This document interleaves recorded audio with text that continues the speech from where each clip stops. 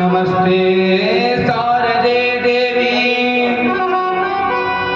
काश्मीर पूर्वासने त्वामहं प्रार्थये नित्यं विद्या बुद्धिं च देहि मे। गुरुर्ब्रह्मा गुरुर्विष्णु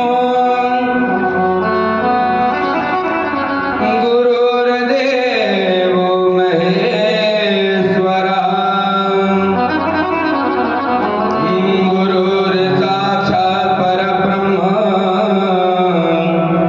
तस्मै श्री गुरवे नमः। जय जय श्री राधारमण जय जय नवल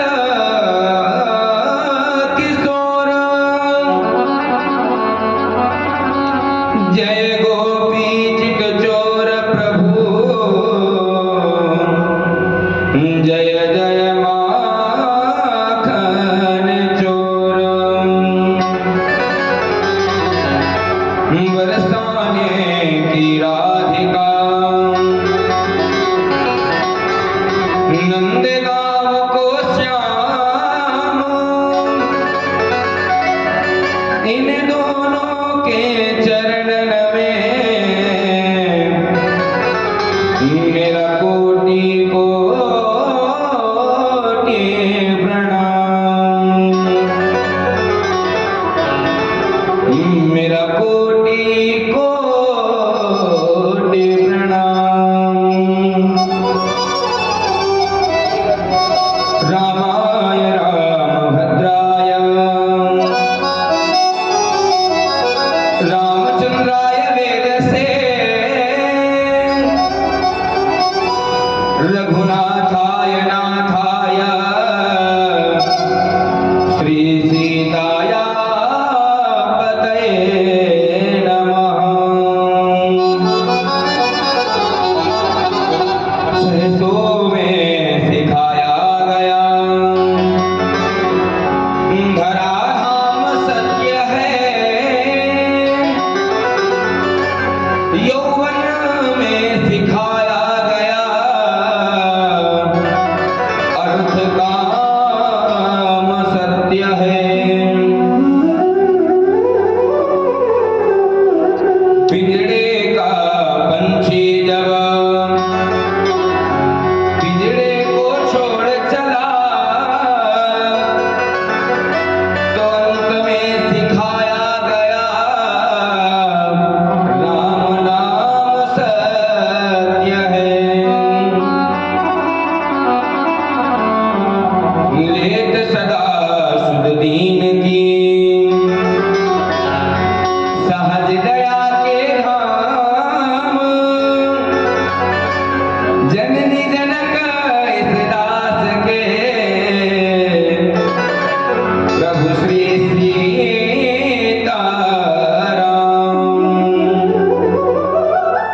प्रभु श्री सीताराम। अकारण करुणा करुणालय भक्तवांछा कल्पतरु तन्मयित विनिंदित पीताम्बरधारी श्री बालकृष्ण दास की प्रत्यक्ष वाङ्मय मूर्ति श्रीमद् भागवत महापुराण की पावन कथा श्रवण करने हेतु हम आप सभी लोग यहाँ पर विराजमान हुए हैं। यहाँ पर विराजमान समस्त श्रोताजन महानुभाव एवं सती अनसुया गार्गी उर्मिला माताओं के पचिन्हों पर चलने वाली समस्त मातृशक्ति एवं पिता समान बुजुर्गगण नौजवान भाई बहन एवं मंच पर मंच से समस्त आचार्य बंधु कलाकार बंधु संत महात्मा एवं इस कार्य की अध्यक्षता कर रहे हमारे अनंत बलवंत हनुमंत लाल जी महाराज के हृदय में विराजमान परमात्मा के ही व्यास पीठ से कोटि कोटि प्रणाम हो। श्री राम में सब जग जानी करूं प्रणाम दुर्ग कुमारी देव धनुज नर नाग खग प्रेत पितर गंधर्व बंदो किन्नर रजन से कृपा करुणा सर्व आप सभी के हृदय में विराजमान परमात्मा को यही व्यास पीठ से कोटि कोटि प्रणाम नमन करते हुए आइए आज सप्तम दिवस की पावन कथा में प्रवेश करने से पहले हम आप सभी लोग अपने मन और वाणी अंतःकरण को पवित्र करने के लिए दो बार भगवान का गुणानुवाद करेंगे, अपने मन और वाणी को पवित्र करेंगे। तदुपरांत भगवान की परम पावन मंगलमय कथाओं को श्रवण करेंगे। आइए सभी लोग बड़े ही भाव के साथ में भगवान का नाम गुनगुनाएंगे।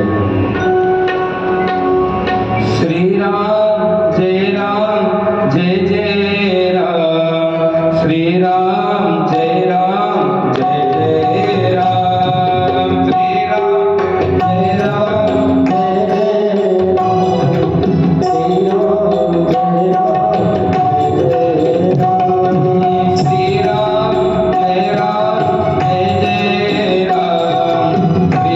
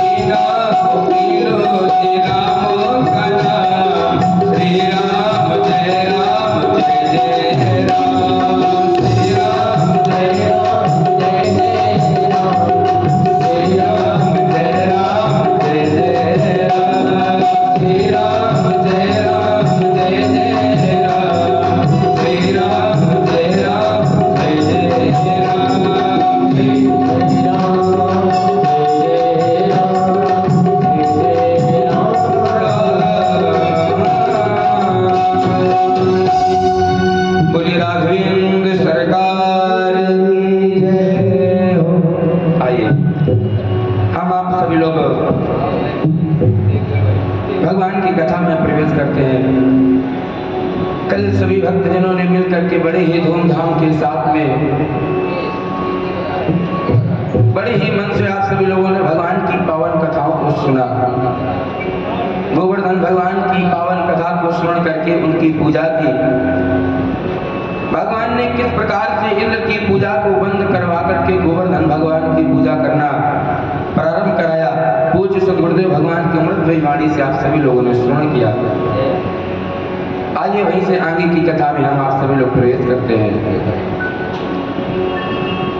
भगवान ने अनेक कंस के द्वारा भेजे हुए राक्षसों का वध करते जा रहे हैं। भगवान ने जब आज अहिष्टासुर का वध किया, अहिष्टासुर का वध हो गया, फिर नारद जी ने स्मरण किया कि भगवान का जन्म तो राक्षसों का विनाश करने के लिए हुआ है और अब इस पापी कंस के विनाश का समय भी आ चुका है, तो चल करके कुछ ना कुछ हमें करना चाहिए। भगवान पृथ्वी पर कब अवतार लेते हैं? जब पृथ्वी पर अत्याचार, दुराचार, पापाचार बढ़ जाता है, तब परमात्मा इस पृथ्वी पर अवतार लेता है और अवतार लेकर के पापी दुष्टों का संहार करके अपने धाम को चले जाते हैं। जब जब होय धर्म के हानि, बाढ़े असुर धम अभिमानी, तब तब धरि प्रभु विविध शरीरा, हरे कृपा निधि सजन पीरा। जब इस पृथ्वी पर अत्याचार, पापाचार बढ़ जाता है, तब परमात्मा अवतार लेकर के आते हैं और पापियों का संहार करते हैं। नारद जी ने विचार किया कि इस कंस के मरने का समय हो गया है, हमें चल करके कुछ करना चाहिए। आज नारद जी हाथ में वीणा लेकर के श्रीमन नारायण गाते हुए, वीणा को बजाते हुए कंस के महलों में प्रवेश कर रहे हैं। श्रीमन नारायण नारायण नारायण, श्रीमन नारायण नारायण नारायण, श्रीमन नारायण नारायण नारायण, श्रीमन नारायण नारायण नारायण, श्रीमन नारायण नारायण नारायण, श्रीमन नारायण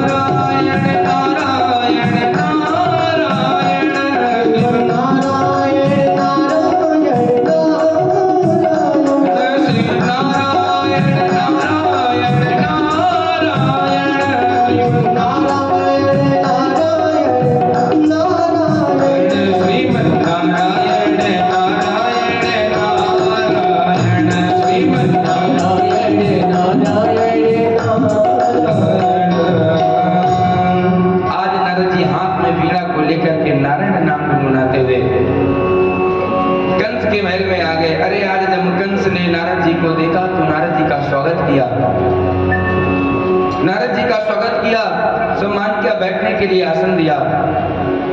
नारद जी से पूछा, हे गुरुदेव आपका किस कारण से आगमन हुआ? नारद जी कहते हैं, हमने तुम्हारी समस्या को सुलझा दिया। अरे तुम रोज एक ना एक अपने यहाँ से असुर राक्षस भेजते हो, जो जाता तो है लेकिन लौट करके नहीं आता है।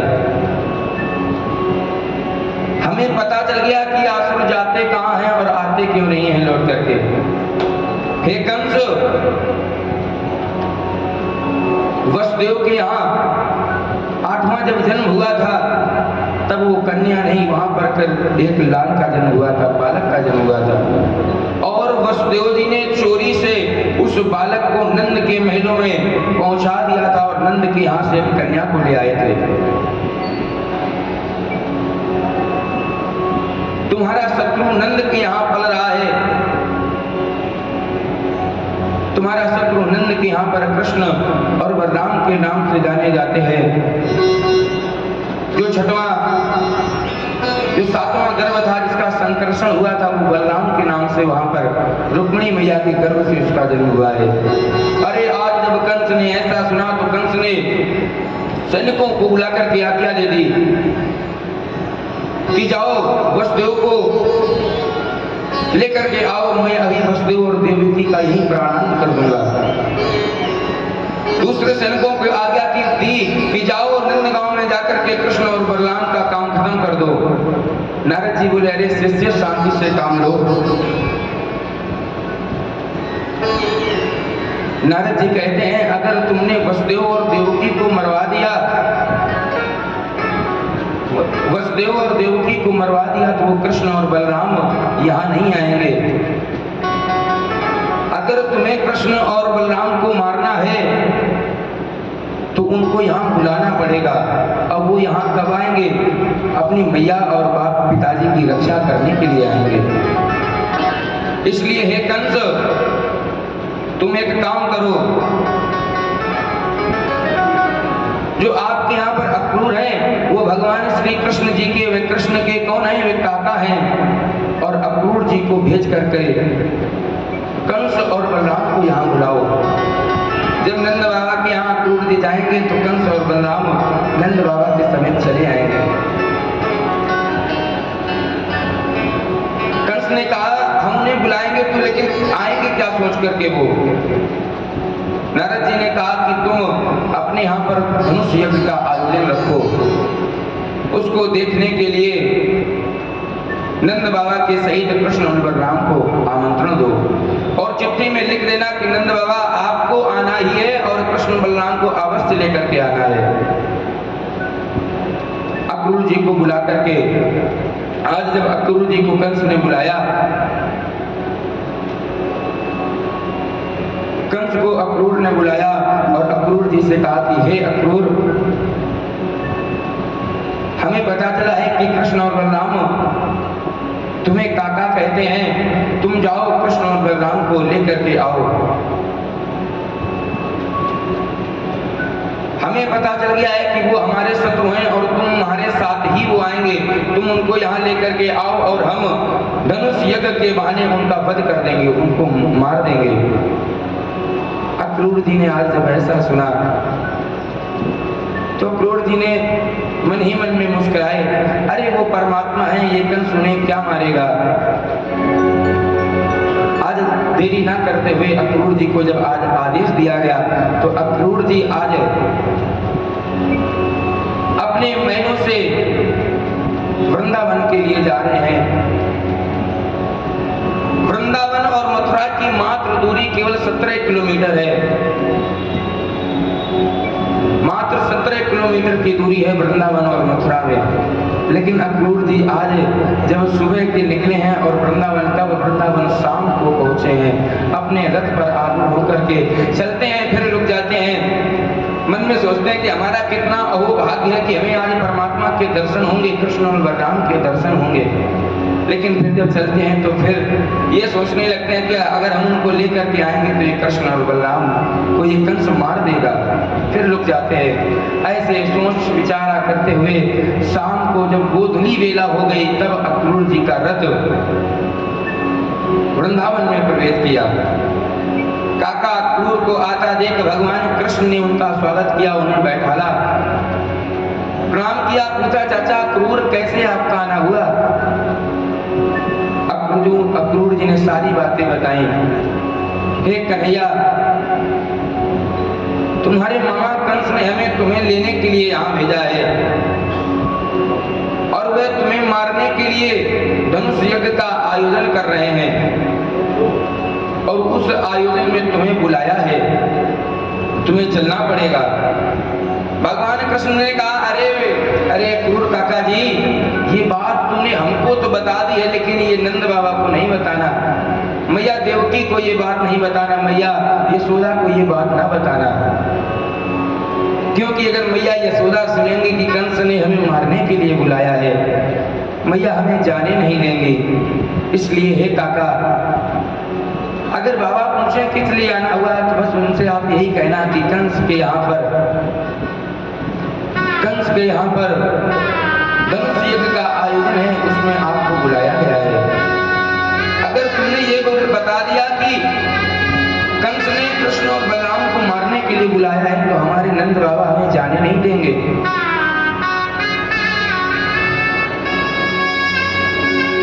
अक्रूर जी से भगवान कृष्ण कह रहे हैं, अरे हम अवश्य चलेंगे। अरे वो मैया देवकी मेरे कारण महलों में रहने वाली देवकी आज कंस के कारागार में रह रही है, मैं उन्हें उस बंधन से मुक्त करने के लिए अवश्य चलूंगा। भगवान कहते हैं, मेरे कारण वे दीन दुखी, मेरे कारण वे दीन दुखी, निष्कारण कष्ट उठाते हैं। मैं सुख से यहाँ विचरता हूँ, मैं सुख से यहाँ विचरता हूँ, वो रो रो जन्म बिताते हैं।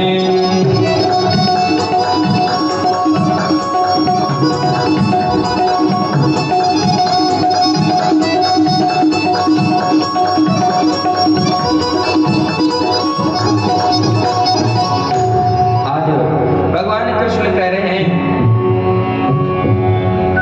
हम तो यहाँ पर नंद भवन में रहते हैं, बड़े सुख से रहते हैं, आनंद से रहते हैं, लेकिन वो मेरी मैया मेरे कारण उस कंस के कारागार में रह रही है, दुख उठा रही है, रो रो करके वे अपनी जन्म बिता रही है। भगवान ऐसा कह रहे हैं। भगवान चलने के लिए तैयार हो गए।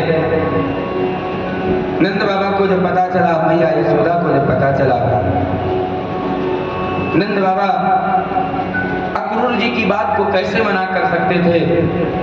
नंद बाबा ने भी हाँ कह दी, चलने को तैयार हो गए।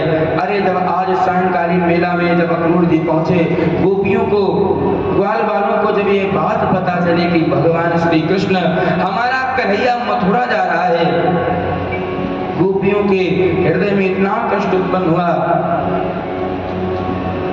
गोपियां समझ गई कि अगर कृष्ण चले गए तो फिर आएंगे नहीं। जब मैया यशोदा को यह बात पता चली कि कृष्ण चले जाएंगे, तो मैया यशोदा भी रो रही हैं, कन्हैया से कह रहे हैं, कन्हैया नंद बाबा तो जा रहे हैं, तुम क्या करोगे जाकर के। कन्हैया ने कहा, मैया मैं गया नहीं हूँ, घूम आऊंगा जाकर के, मैं भी मथुरा नगरी की शोभा देख आऊंगा।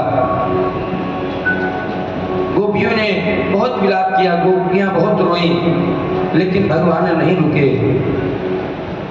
मैया कहती हैं, हे कृष्ण अगर तुम चले जाओगे तो हम कैसे रहेंगे। हे कन्हैया, मेरे इस जीवन के तुम ही एक सहारे हो, और अगर मेरे जीवन से मेरा सहारा चला जाएगा, मेरे जीवन से मेरा कन्हैया चला जाएगा, बलराम चला जाएगा, तो ये माँ यशोदा जी नहीं पाएगी। अरे कन्हैया, तुम्हारी तो दो माएं हैं,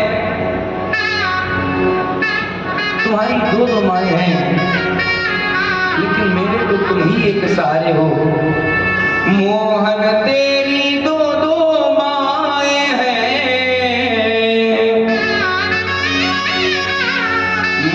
मोहन तेरी दो माएं हैं,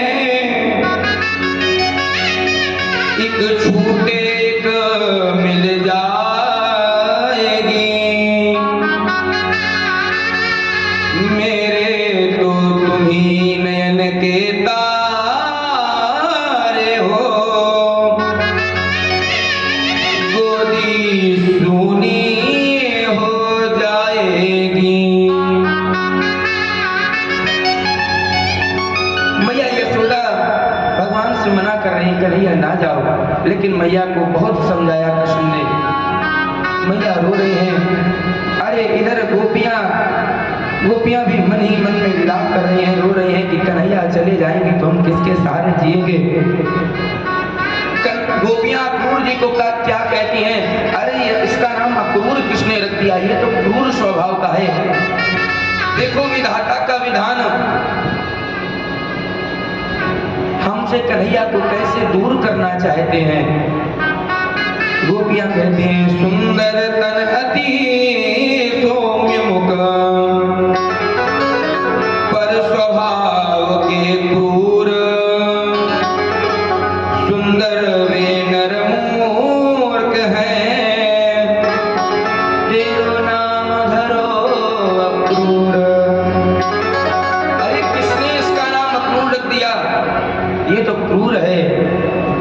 मैया फिर गोपियों ने क्या देखा कि कन्हैया भी चलने को तैयार हो गए।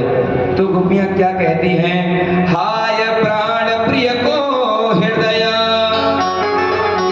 कैसो भयो कठोर,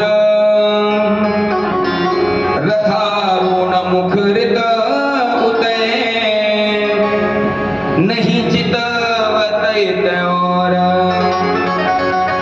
गोपियां कह रही है देखो ये कन्हैया भी जाने के लिए तैयार हो गया। अरे इस कन्हैया को हमने कितना प्रेम दिया, इसने हमारा माखन खाया और ये कन्हैया भी जाने के लिए तैयार हो गया। आज गोपियों ने बहुत रोकने का प्रयास किया, लेकिन भगवान ने अक्रूर को आदेश दिया, काका रथ बढ़ाओ, मथुरा की ओर को रथ बढ़ गया। गोपियां मैया यशोदा रो रो करके रहा तक रही हैं। मैया यशोदा ने कहा कब आओगी भगवान, कैसे? आज जा रहा हूँ, परसों आगमस्यामी, मैं परसों लौट करके आ जाऊंगा। भगवान परसों का वादा करके चले गए। अरे गोपियां और मैया यशोदा रथ को देख रही हैं। कब तक रथ को देखती रही? जब तक रथ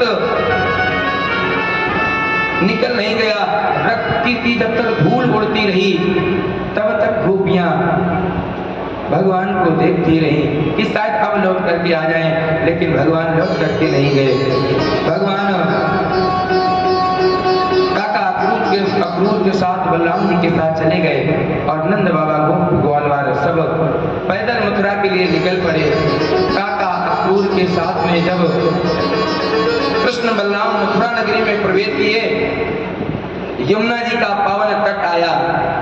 यमुना जी का जब तट आया तो काका अक्रूर ने कहा कृष्ण और बलराम आओ यमुना में चल कर के स्नान कर लो। भगवान कृष्ण क्या बोले, अरे काका मैं यमुना में स्नान नहीं कर सकता, हमें बहुत डर लगता है।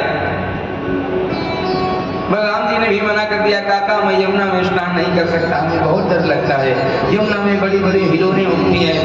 काका अक्रूर ने विचार किया ये कैसे परमात्मा है, ये कैसे कंस का वध करेंगे, ये तो यमुना स्नान से डर रहे हैं, तो ये वध कैसे करेंगे? भगवान ने कहा जाओ काका अक्रूर आप नहा करके आओ। काका अक्रूर के हृदय में जो ये भाव उत्पन्न हो गया कि ये कैसे कंस का वध करेंगे, तो भगवान ने उस भाव को दूर करने के लिए जैसे ही काका अक्रूर ने यमुना के जल में डुबकी लगाई, भगवान चतुर्भुजा रूप में अंदर कृष्ण बलराम नजर आ रहे हैं। और जैसे ही काका अक्रूर ने सर को बाहर निकाला तो रथ में बैठे हैं। काका अक्रूर समझ गए कि ये वही परमात्मा है। अरे ये जो जल के अंदर भी है, जल के बाहर भी है, सर्वत्र रहता है। काका अक्रूर स्तुति करने लगे, नमस्ते वासुदेवाय नमः संकर्षणाय च प्रद्युम्नाय निरुद्धाय सात्वतां पतये नमः। काका अक्रूर ने भगवान की स्तुति करी। जब अक्रूर जी जल से बाहर निकल आए, भगवान ने कहा काका अब आप जाकर के मेरे मामा को सूचना दे दो कि कंस और बलराम को मैं लेकर के आ गया हूँ। तब तक मैं इस मथुरा नगरी की शोभा देखते हुए पैदल आ रहा हूँ। काका अक्रूर भगवान को वहीं पर उतार करके कंस को सूचना देने के लिए गए। इधर भगवान श्री कृष्ण और बलराम पैदल चले जा रहे हैं। गोपी ग्वाल भी साथ में है। मनसुख आदि सुदामा आदि श्रीरामा आदि सखा साथ में भगवान के जा रहे हैं।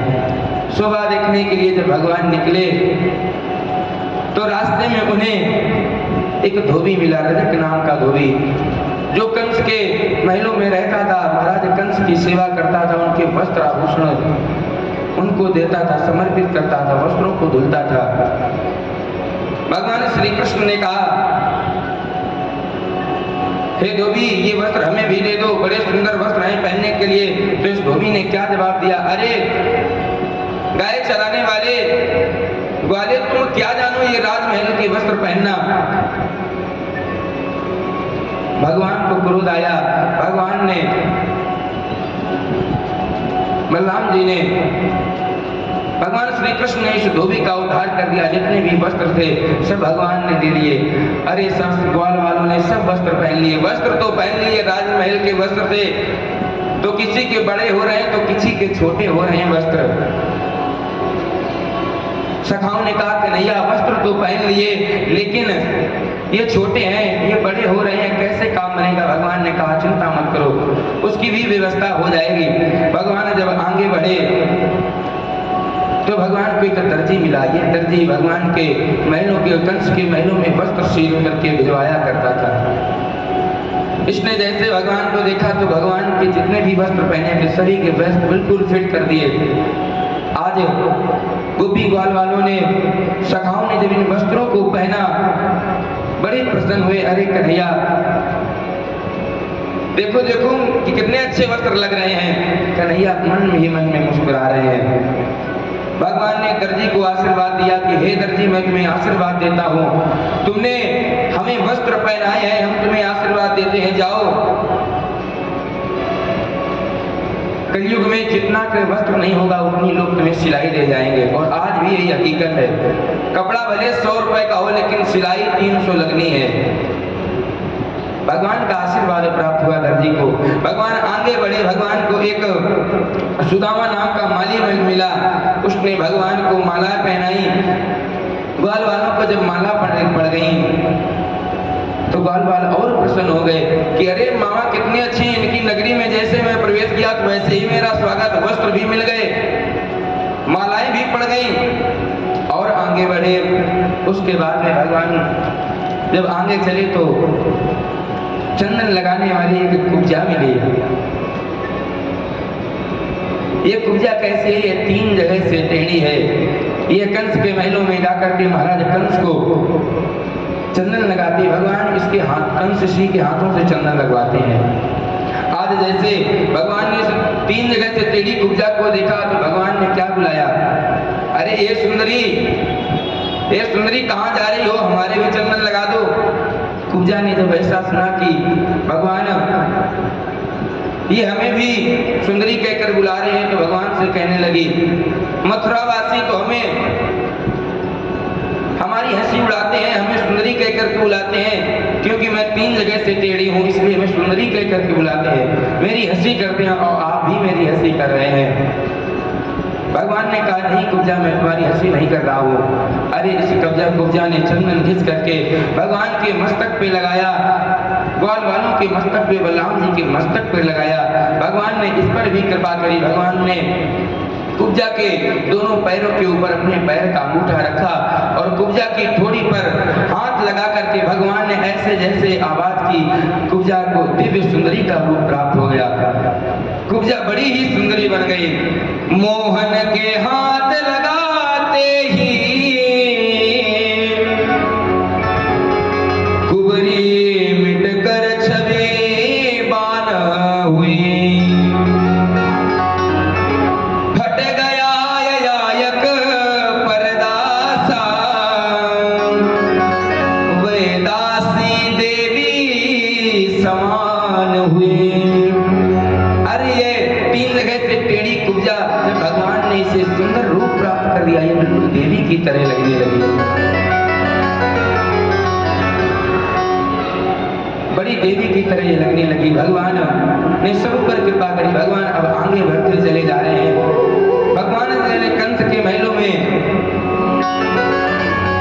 जाने का प्रयास किया तो द्वार पर एक भूलिया पीठ नाम का हाथी खड़ा है, जिसको कंस की आज्ञा से जिसको मदिरा पान करा दिया गया है, जो मदिरा में मद हो चुका है, ऐसा हाथी खड़ा है। भगवान ने महावत को आदेश दिया, हे महावत इस हाथी को हमारे सामने से हटा लो। लेकिन उन महावत ने क्या किया? महावत ने उस हाथी को भगवान श्री कृष्ण और बलराम की तरफ छोड़ दिया। अरे जब ये भगवान की तरफ गया, भगवान ने इसकी पूंछ को पकड़ा और इसे घुमाने लगे। बलराम जी ने इसके मस्तक पर एक मुष्टिका का प्रहार किया और ये पृथ्वी में जाकर के गिर गया। भगवान श्री कृष्ण इसके ऊपर चढ़ करके गए और हाथी के दोनों दांतों को तोड़ लिया, जिससे उस महावत का प्राणांत कर दिया। भगवान जोरदार उछाल लगाते हुए जहां धनुष रखा है वहां पर पहुंच गए और भगवान ने उस धनुष को तोड़ दिया। आज जब भगवान ने धनुष को तोड़ा तो कंस समझ गया कि अब हमारी मृत्यु निकट आ गई है, क्योंकि भैया जो ये धनुष था ये इसे परशुराम जी ने दिया था। ये धनुष इसको परशुराम जी ने दिया था। एक बार इसने नारद जी से पूछा, हे नारद जी, हमारा बराबर का हमारी टक्कर का कोई लड़ने वाला है? तो नारद जी ने कहा हाँ है, जाओ मंदराचल पर्वत पर चले जाओ, महेंद्र पर्वत पर चले जाओ और परशुराम जी से युद्ध करो। परशुराम जी के पास गया, पहली बार इसने आवाज लगाई, परशुराम जी कुछ नहीं बोले। दोबारा फिर इसने आवाज लगाई कि हमसे युद्ध करो, तो परशुराम जी ने कहा हम तुमसे युद्ध नहीं करेंगे, लेकिन हम तुम्हें एक धनुष देते हैं, जाओ ये धनुष ले जाओ। जिस दिन ये धनुष टूट जाए उस दिन तुम समझ लेना कि आज तुम्हारे टक्कर का लड़ने वाला कोई मिल गया है। आज ये कंस जान गया कि हमारा मृत्यु हमारी निकट आ गई है। भगवान जब आगे बढ़े तो आगे भगवान ने मल्ल युद्ध किया। कंस के द्वारा भेजे हुए चाणूर और मुष्टिक नाम के दो पहलवान खड़े हैं। ये भगवान से कहते हैं, हे कृष्ण, हे बलराम, आओ हमसे लड़ो, हमसे मल्ल युद्ध करो। भगवान कहते हैं, अरे कहाँ आप बड़े बड़े पहलवान, कहाँ मैं छोटे छोटे बालक, हम आपसे कैसे युद्ध लड़ेंगे? तो ये पहलवान क्या कहते हैं, ना बालो ना किशोरस्तुम बलस्या परिणामवरा लीलये भोहतो येन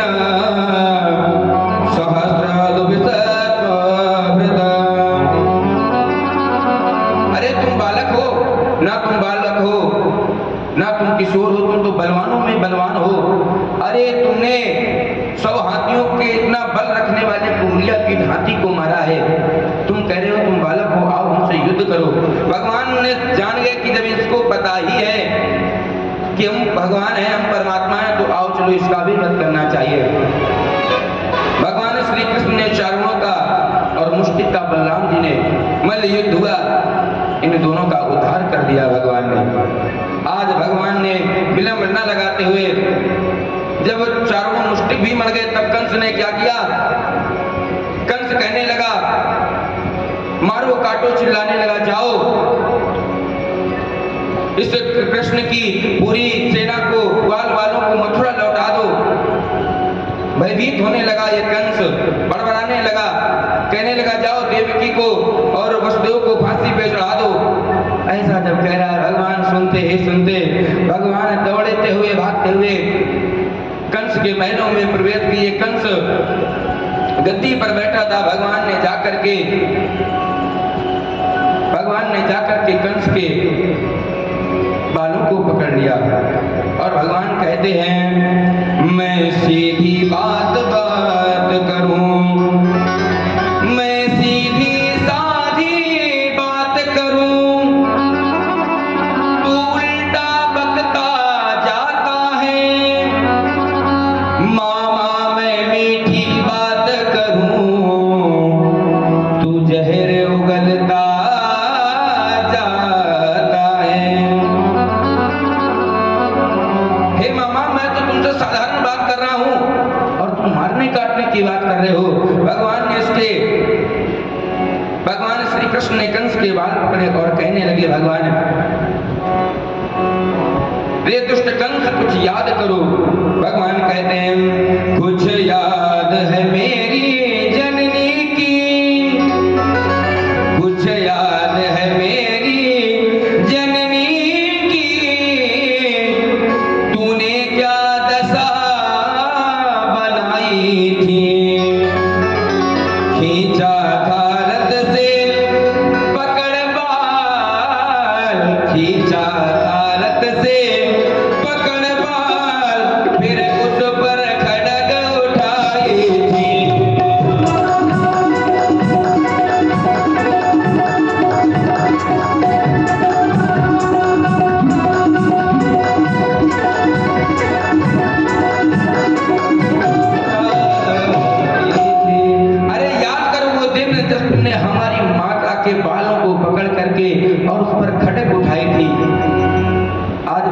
ने इस कंस के मुष्टि का प्रहार किया और कंस का भी उद्धार कर दिया।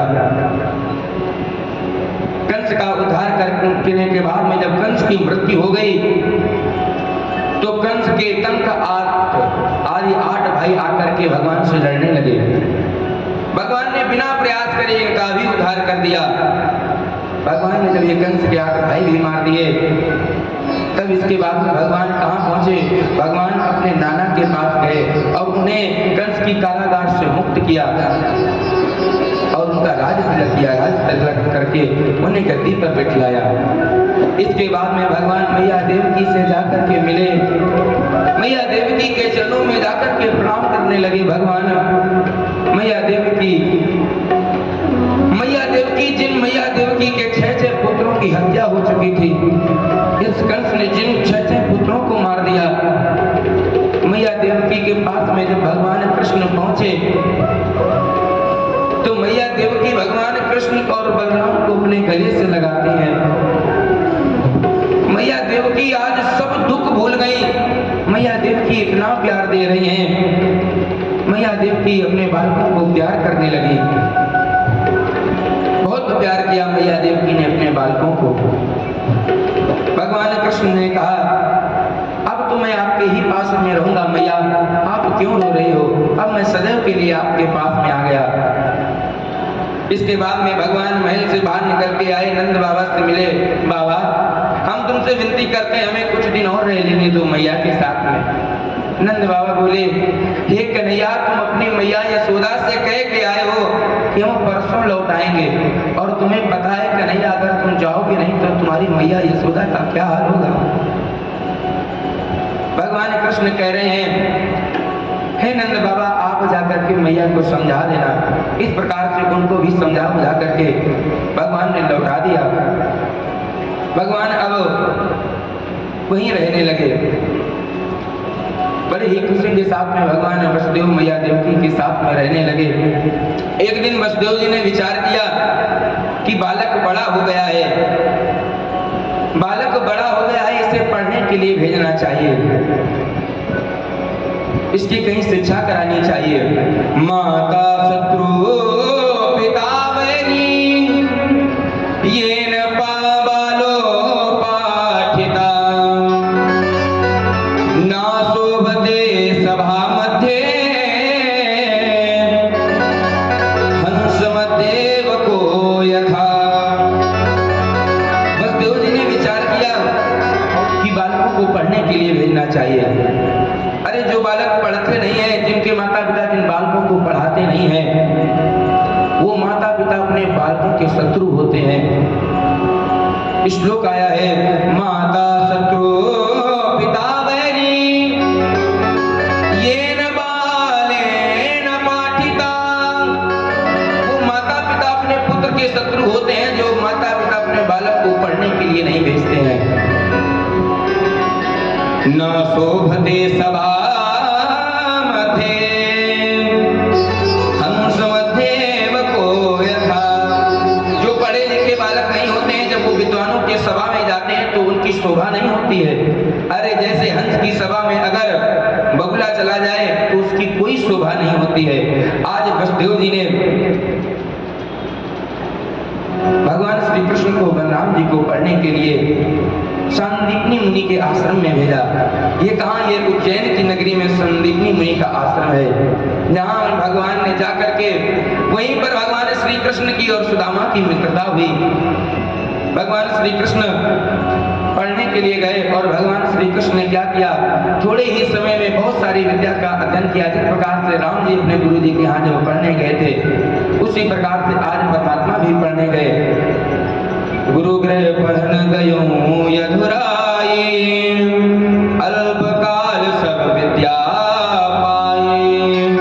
भगवान श्री कृष्ण ने थोड़े ही समय में बहुत सारी विद्याओं का अध्ययन किया, 64 कलाओं का अध्ययन करके भगवान जब लौटने लगे तो गुरु जी से पूछा, गुरु जी मैं जानना चाहता हूँ, हम आपको क्या दक्षिणा में दें? गुरु जी ने कहा, हमें कुछ नहीं चाहिए दक्षिणा में, अगर देना ही चाहते हो तो अपनी गुरु माता से पूछ लो। भगवान जब गुरु माता के पास पहुंचे तो गुरु माता ने कहा, कन्हैया, जब तक तुम हमारे पास में रहे तब तब तक हमें अपने पुत्र की कमी महसूस नहीं हुई, क्योंकि इनका एक पुत्र था जो जब घर से निकल गया, स्नान करने गया था, लेकिन लौट करके नहीं आया।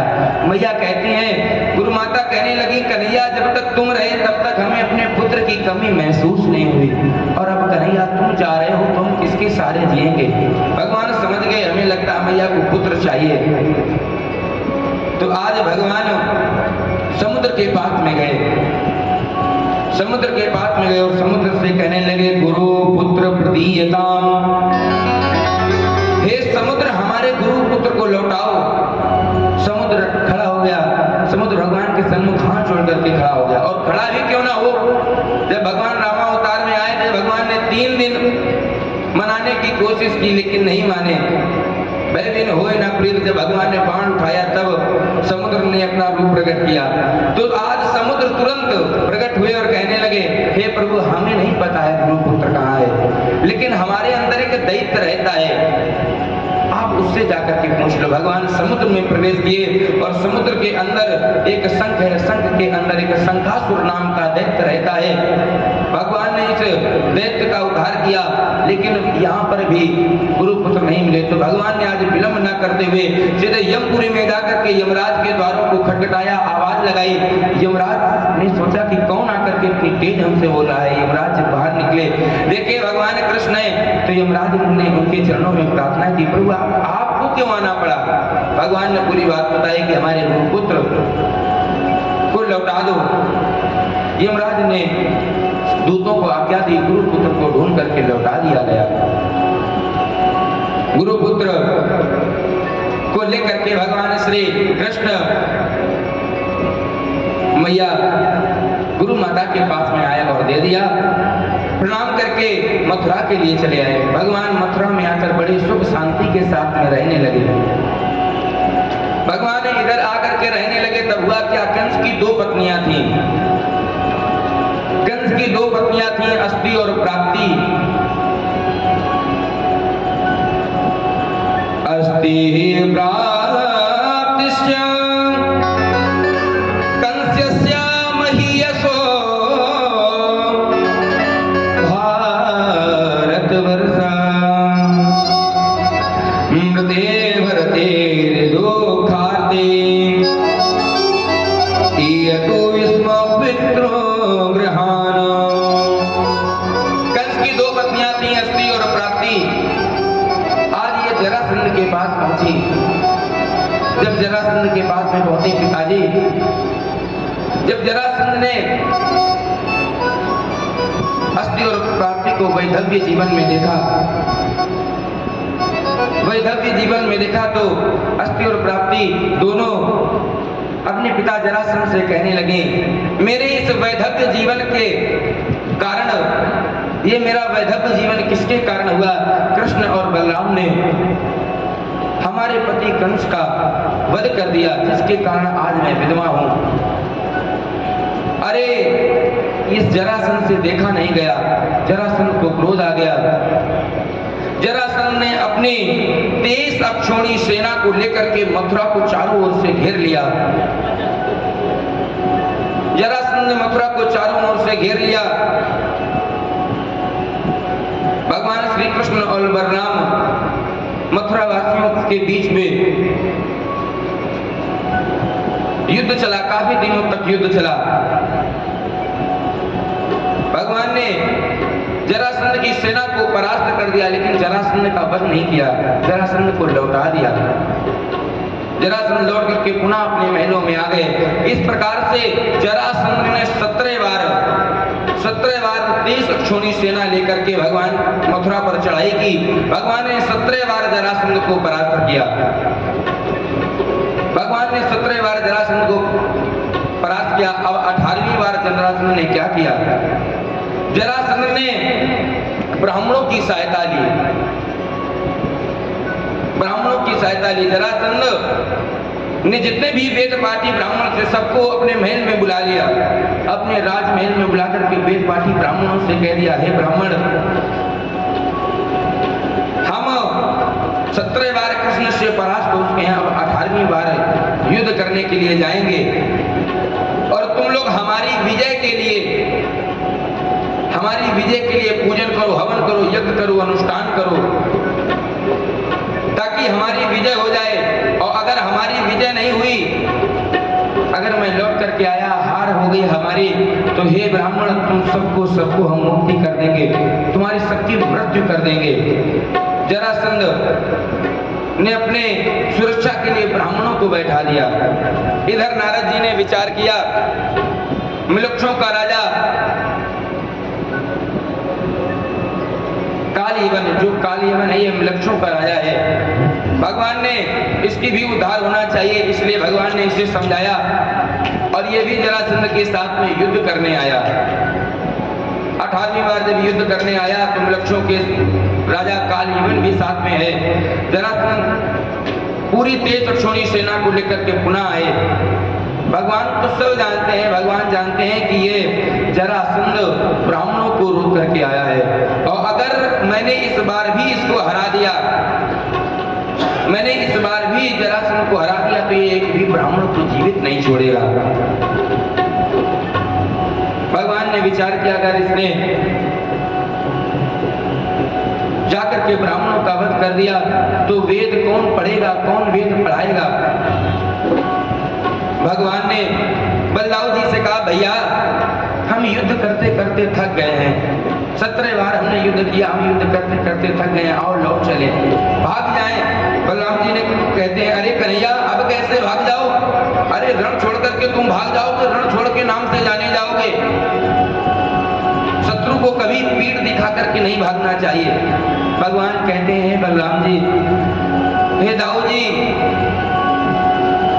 अरे हमने माखन चोरी करी, हमारा नाम माखन चोर पड़ा, हमने गोपियों के वस्त्र चुराए, हमारा चीर चोर नाम पड़ा। अगर इस बार रण भी छोड़ करके चले जाएंगे तो एक और नाम पड़ जाएगा, रण छोड़। भगवान बोले, बलदाऊ जी बोले कि अगर रण छोड़ करके जाओगे तो रहोगे कहाँ, रहने के लिए भी स्थान होना चाहिए। भगवान बोले, बलदाऊ जी उसके लिए आप चिंता ना करो, समुद्र के बीच टापू में मैंने विश्वकर्मा को आज्ञा दे दी है, जहां पर भव्य द्वारकापुरी का निर्माण हो रहा है। बलदाऊ जी पूछे, ये गोप और ये जो मथुरावासी हैं ये सब कहाँ जाएंगे, अगर तुम यहाँ से भाग जाओगे तो ये जाएंगे कहाँ। जरासंध इन सभी का वध कर देगा, मथुरावासियों को मार देगा। भगवान ने कहा, बलदाऊ जी इनको हम पहले यहाँ से भेज देंगे, इनको हम पहले ही यहाँ से भेज देंगे। आज द्वारकापुरी का निर्माण हो रहा है, विश्वकर्मा जी के द्वारा द्वारकापुरी का निर्माण हो रहा है, और मथुरा वासियों को भी सब द्वारकापुरी भेज दिया गया। भगवान कृष्ण और बलराम 18वीं बार युद्ध करने के लिए गए। उधर से जरासंध कालयवन चले आ रहे हैं, पूरी तेज अक्षौणी सेना को लेकर के आ रहे हैं। भगवान ने विचार किया, भगवान आज रथ को छोड़ करके भागने लगे, भगवान रथ को छोड़ करके भागने लगे। जरासंध बड़ा प्रसन्न हुआ, देखो ब्राह्मणों की हम पे कृपा, अभी हमने अस्त्र भी नहीं उठाए, शस्त्र भी नहीं उठाए, और ये कन्हैया डर करके भाग गया। जरासंध तो वहीं रुके, लेकिन ये जो कालयवन था इसने सोचा, हम कन्हैया को ऐसे छोड़ने वाले नहीं, हम इनका पीछा करके मारेंगे। और ये भगवान कृष्ण का पीछा करते करते चला जा रहा है। भगवान का पीछा करते चला जा रहा है। भगवान रक्ष नाम के पर्वत पर चढ़ गए, जहां पर महाराज मुचकुंद सोए हुए थे। ये महाराज मुचकुंद कौन थे? जब देवताओं और असुरों के बीच में युद्ध चल रहा था, जब देवासुर संग्राम हुआ, तो देवताओं की ओर से महाराज मुचकुंद लड़ रहे थे। महाराज मुचकुंद युद्ध लड़ते लड़ते थक गए थे। जब युद्ध की समाप्ति हो गई, जब युद्ध जीत गए, तो महाराज मुचकुंद ने कहा, भगवान हम कुछ तुमसे मांगना चाहते हैं, क्या आप हमें दोगे? भगवान ने कहा, क्या मांगना चाहते हो? मुचकुंद ने कहा, प्रभु हम विश्राम मांगना चाहते हैं। भगवान ने इसे विश्राम दे दिया कि जाओ तुम वृक्ष नाम के पर्वत पर जाकर के सो जाओ, और अगर तुम्हारी कोई नींद जगावेगा, तुम्हें कोई जगावेगा तो वो जल करके भस्म हो जाएगा, जिस पर तुम्हारी पहली दृष्टि पड़ेगी। आज भगवान ने विचार किया, भगवान भागते दौड़ते चले जा रहे हैं और कालयवन उनके पीछे चला जा रहा है। पीछा करते हुए। और भगवान कहाँ पहुंचे? जहाँ पर मुचकुंद सोए हुए थे। भगवान ने अपने पीताम्बर को उठा करके मुचकुंद के ऊपर उठा दिया। ये काल यमन आया, इस काल यमन ने देखा कि ये छलिया, ये कन्हैया यहाँ हमसे छुप करके रुक गया है। इसने जाते ही जाते मुचकुंद के ऊपर बड़ी पीताम्बर को हटाया। जैसे इस पीताम्बर को हटाया वैसे ही ये मुचकुंद जल करके भस्म हो गया। बोलिए वृंदावन बिहारी लाल की जय हो। आइए और आगे की बड़ी ही सुंदर रश्मि पावन कथा आप सभी लोग पूज्य गुरुदेव भगवान से बड़ी ही सुंदर पावन कथा को श्रवण करेंगे। बोलिए वृंदावन बिहारी लाल की जय। सभी लोग खड़े हो जाएंगे, गुरुदेव भगवान का आगमन हो रहा है।